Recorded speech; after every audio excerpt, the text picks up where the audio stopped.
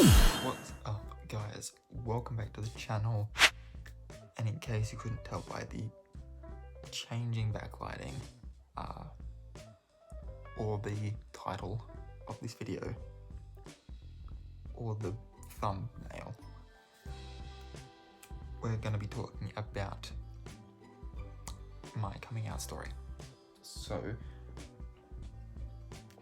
I mean, hell, even the charging cord for my phone has got some rainbow lights going right now.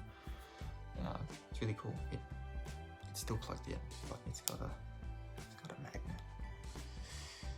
I like it. Yeah, I believe I've got this in here.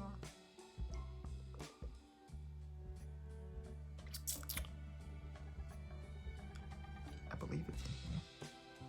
There it is. Cool. 1, 2, 3,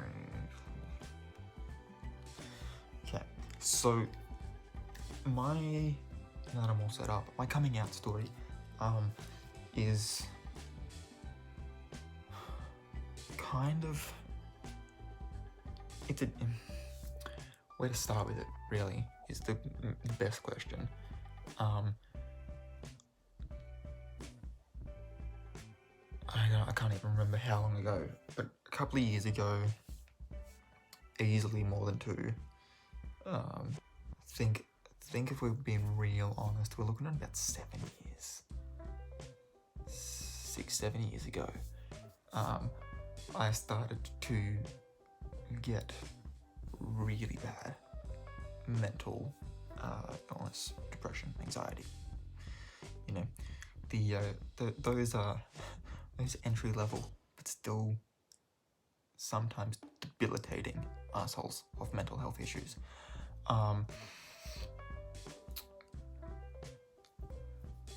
So yeah, I sort of fell into that.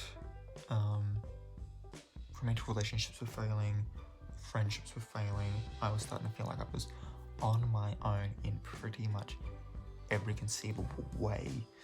I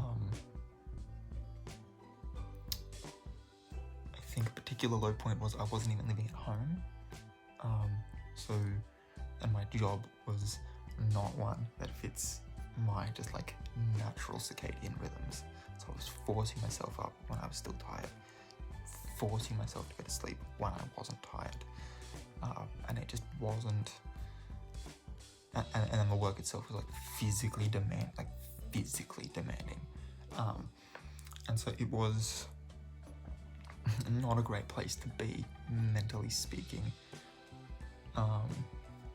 And then I got brought back home because I was like, no, we don't want you doing anything dangerous, or you know, anything of the sort.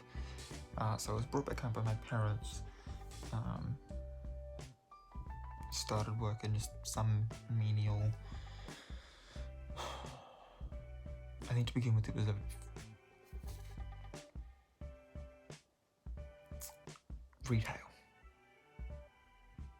retail job. So yeah, so I was working this retail job.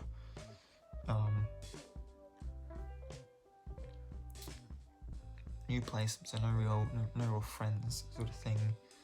I was lucky enough to know one person that already lived in the area, and it's basically through them that I've met everybody else that I currently know. In addition to some other people that I've met because, you know,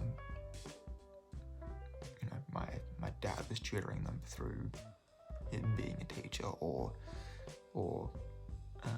my sister was in like year 12 at the time, so I've like met people through people she knew, sort of thing. Like it's, you know, there's been a couple of those, but the majority I've met through this like one connection that I had to the place. And so during that time where I was sort of just like, knew that I was being looked after, and was able to sort of take the stress of looking after myself off my shoulders temporarily, so that I could actually look after myself in a weird, oxymoronic, paradoxical way.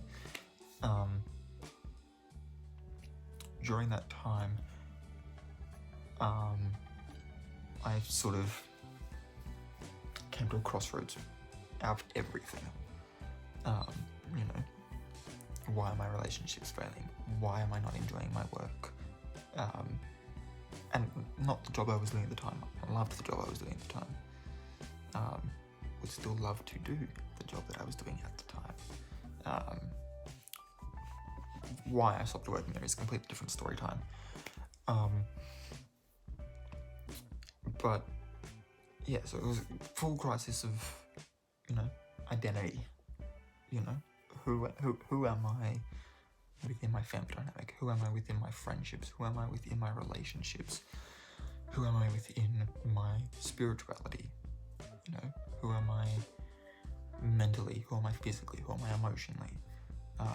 And obviously, in the emotionally, who am I sexually?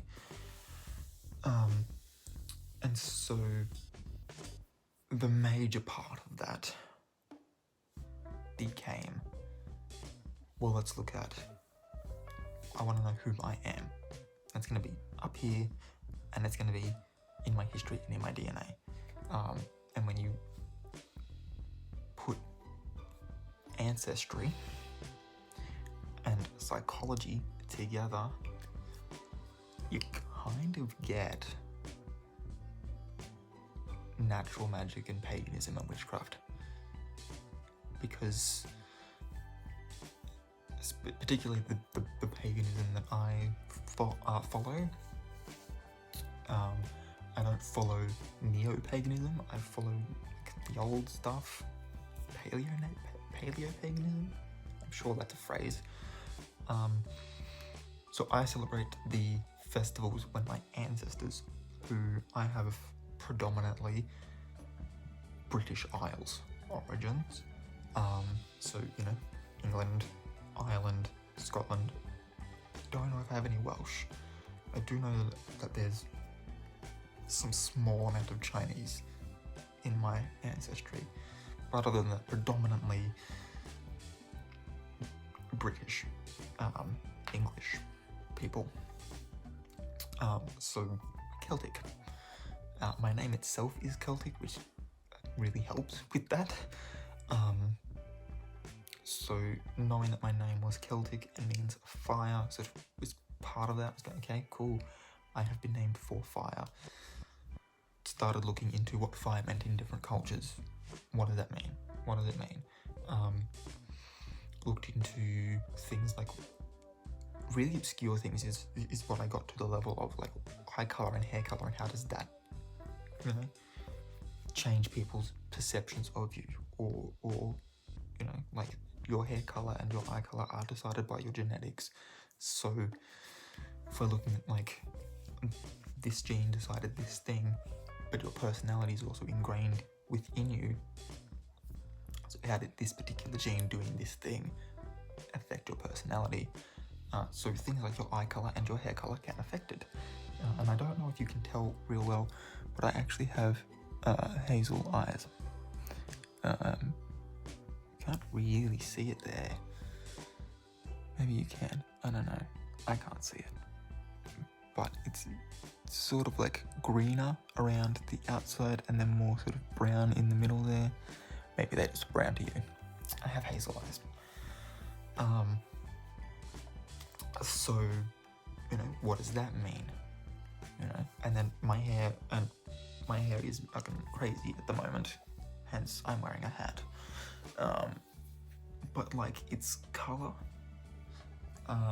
is dark, but also, see if I can show you, usually have a good couple of blonde ones in my beard here particularly, and I get them sometimes in like my eyebrows. I don't know if that's one there or not, but like I get these blonde hairs just randomly, or like really light, almost red hair, like just one or two sort of here and there sort of thing. And so looking at like what does that mean? got me looking at star signs and the Chinese zodiac, got me looking at different zodiacs, like, okay, but like, what do other cultures think? So where I got into like the Aztec and the Mayan ones, which I've done videos on, got me looking at the Vedic one, Norse runes. The Celts have 2 different types of zodiac, which I'm going to be doing videos on later this year. They've got an animal one and they've got a tree one. There's the Aboriginals, Africans, the Egyptians have their own separate one from like, you know, Southern African, like when I say that I mean like Southern Continental Africa. So yeah, got me into all of that, and so doing that sort of soul searching obviously took up a lot of my time. It was also around then that I started doing YouTube, because I am at heart a filmmaker, and if I can't make a narrative film, let's make a vlog.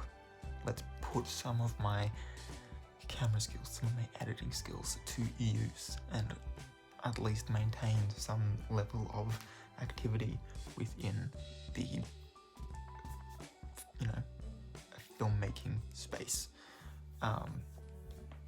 So that's why even if a video is late, I will still upload it. Much like this one. And so it wasn't until very recently, actually, that I finally decided to look into my sexuality. Until then, it was sort of like, well, you know, there are some men out there. Let me tell you, there are some men out there that I'm like, oh, they are hot. Like, they are hot.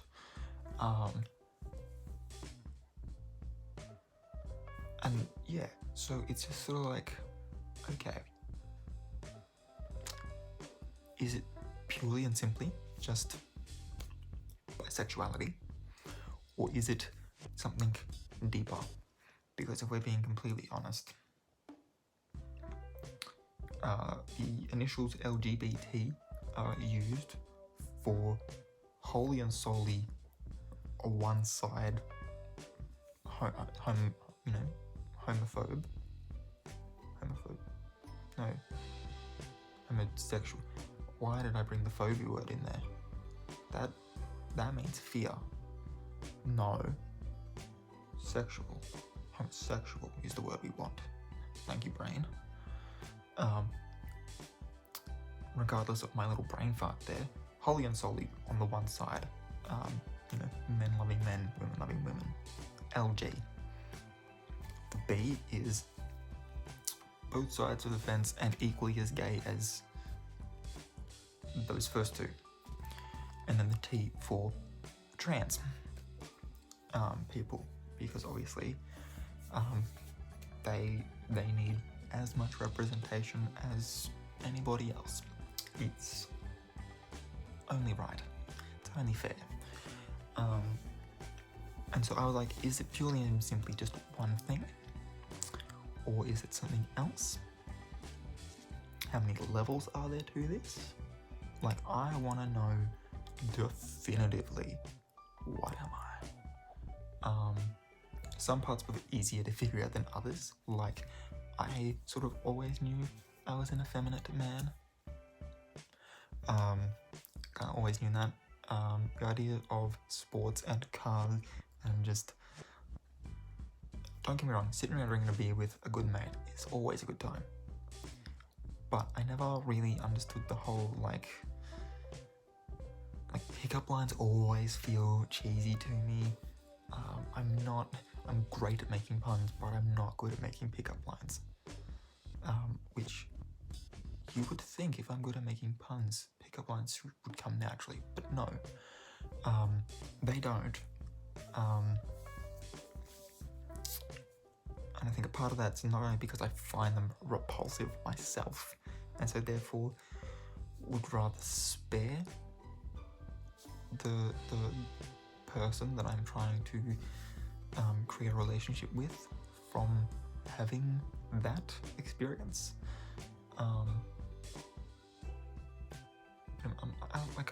I don't even catcall people. You know, if I like you and I know you well enough to speak to you, I will just tell you. So I decided to just, okay, what are all terms? What do they mean?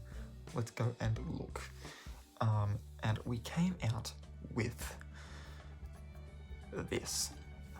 So there are, that I've got 9 separate levels, and you don't necessarily have to go through level 1 to get to level 2. It's just sort of, this is an all-encompassing, and this is an all-encompassing, but these things have steps. You know what I mean? So, the first one, we'll sort of, well, actually, we'll go with the all-encompassing ones to begin with. I am alloerotic, which is, if you are unfamiliar with the phrase, simply means that I, in fact, experience sexual arousal. There is obviously an opposite to this, because there are also asexual people, and obviously not being sexually aroused by one or the other, or, you know, any of the genders or sexes out there, you might not be alloerotic, and that's cool. That is perfectly fine. But I am alloerotic. I am cisgender. But you best believe I will stand up for the rights of my trans brothers and sisters. I am, as I said before, I am effeminate. And I am also monogamous and monogamous. So I am a one and done kind of person. No hate to people who are poly. That's fine. If that works for you, that works for you. For me personally, I know that if I get attached to one person, I want to be putting all of my energy into one person, and trying to entertain a poly relationship, to me, I, within myself, would feel conflicted, and I would feel like I was, even if they knew about each other, and we're both fine with it, I, within myself, would feel like I was cheating on both of them. So, again, no hate if you are poly, but it's just not me. So those are like those all-encompassing ones. And then we have ones that start getting steps down.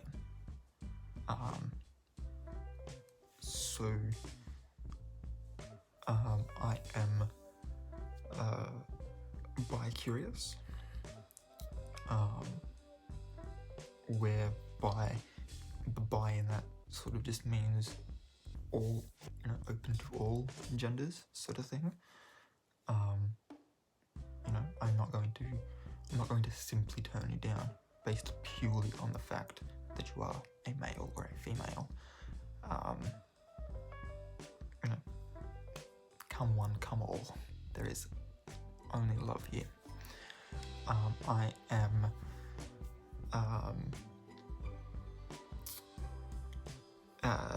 panphilic, which sort of is a step down from that, a little bit more specific.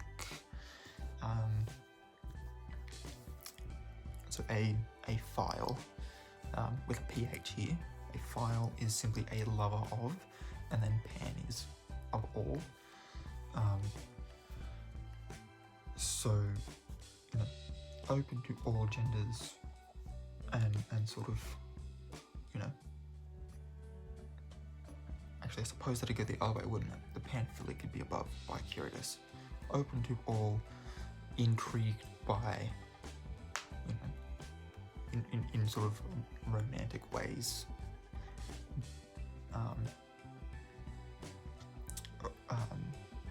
The both genders sort of thing. Demi-platonic, which I'm almost certain is part of lyrics from a Lady Gaga song.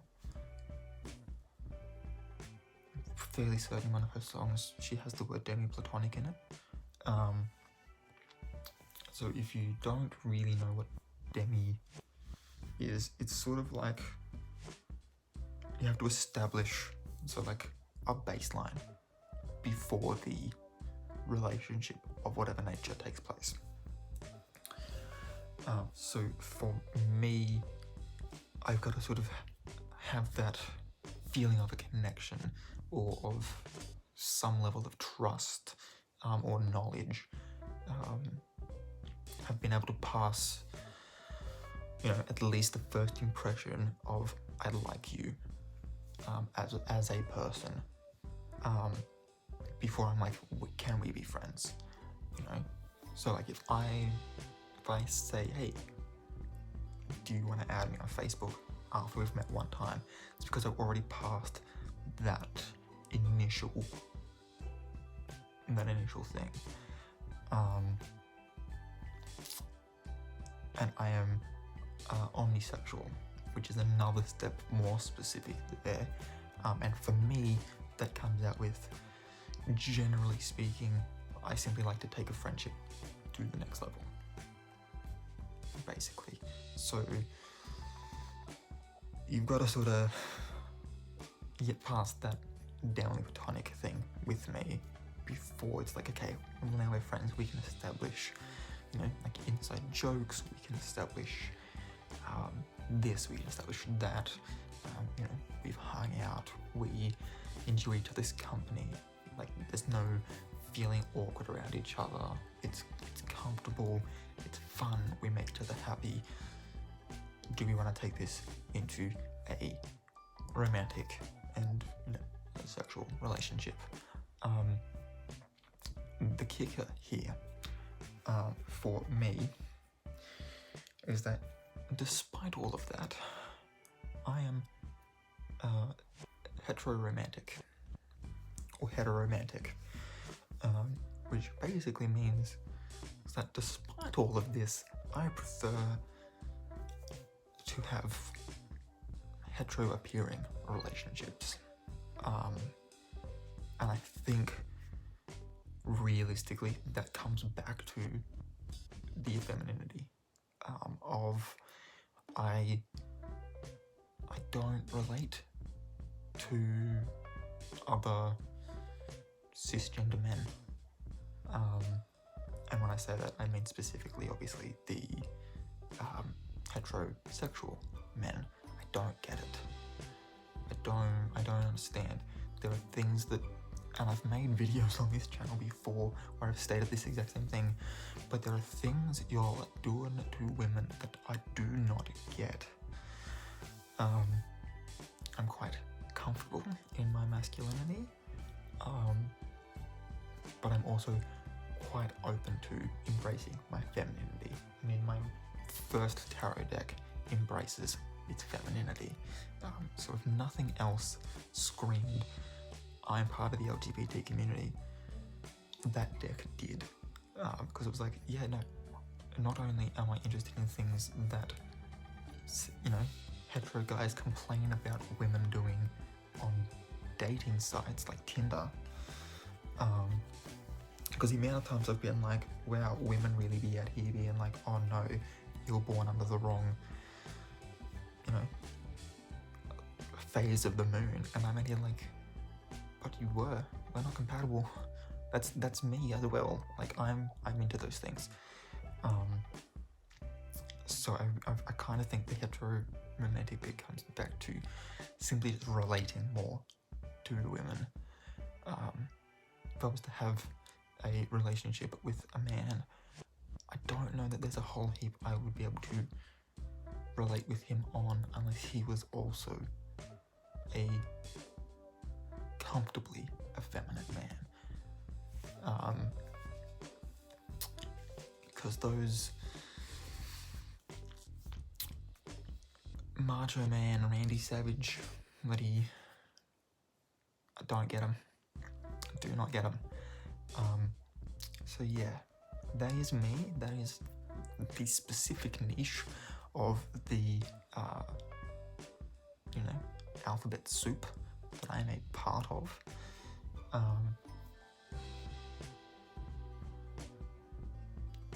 Alpha spaghetti is another one that we could be called.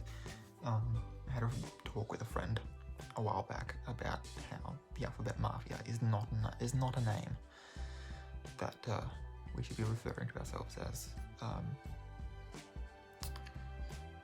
Alphabet soup.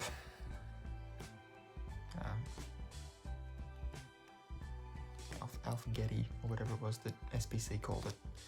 Because, let's be honest, when we were all younger, we all loved that shit. Everybody loves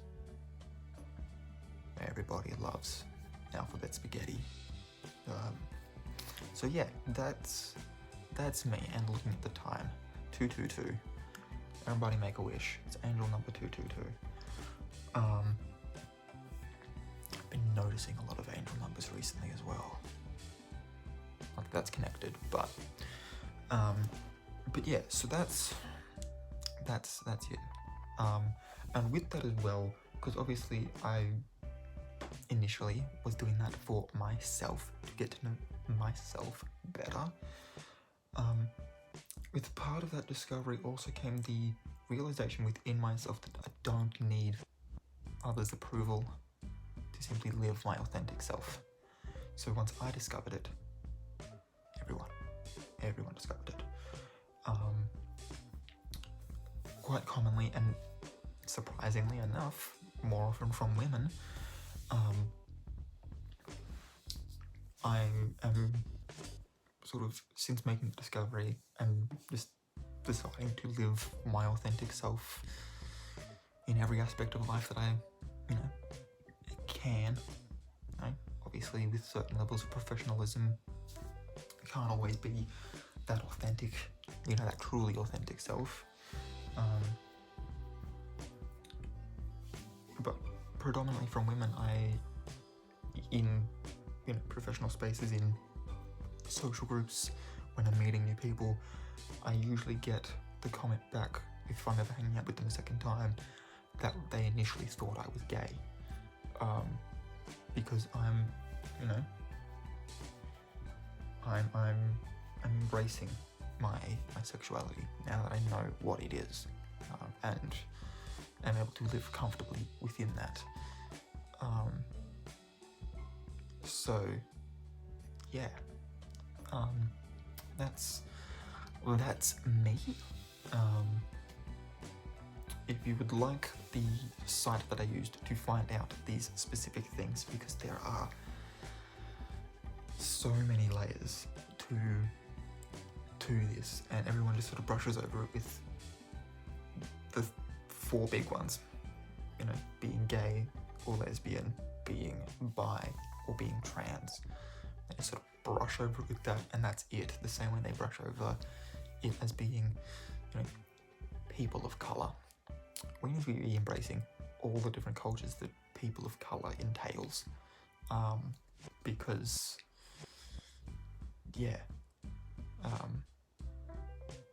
culture is kind of important, and that's ultimately what this has come down to, is an exploration of culture. I am currently considering myself a citizen of Earth, of planet Sol 3, being obviously the third planet from the star Sol. And so as such, my patriotism is to the human race. So,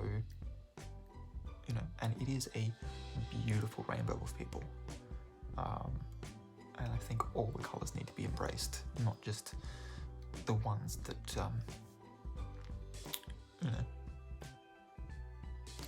colonial, empirical governments have decided are the ones to be focusing But yeah, that's me. I will leave that that link below, so you can find out the very many colours of the Pride rainbow. Obviously, I gave you 9 or 10 just in this video, and that's only me. There are many more than that. And some of them are, you know, I mean, all of them are equally as beautiful as each other, but some of them I found to be particularly interesting. And so it's definitely going to continue being something that I look into. So that'll be down below.